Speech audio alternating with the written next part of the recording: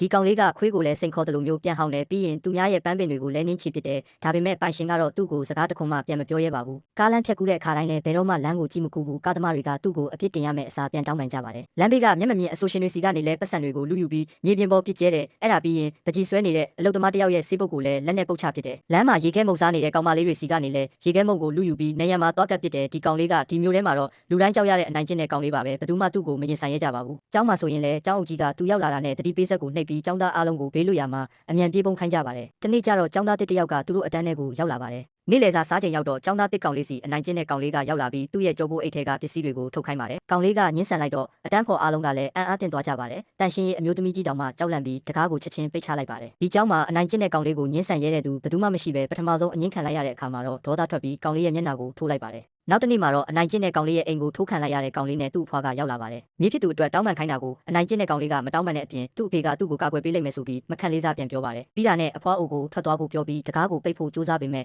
အဖွားအိုကတကားကိုတုံးဖွင့်ကဂါထာတပုတ်ဆေးရွတ်လိုက်ပါတယ်။ကောင်းကင်တစ်ခုလုံးမင်းမောင်သွားပြီးလေပြင်းတွေစတင်တိုက်ခတ်လာပါတယ်။အနိုင်ကျင့်တဲ့ကောင်လေးလည်းချက်ချင်းပဲကြောက်လန့်ပြီးတကားကိုအမြန်ပိတ်ချလိုက်ပါတယ်။နောက်တနေ့မနက်ခင်းမှာအနိုင်ကျင့်တဲ့ကောင်လေးဟာသူ့ရဲ့ခန္ဓာကိုယ်ကအရင်ကထက်ပိုသေးသွားတာကိုမြင်လိုက်ရတော့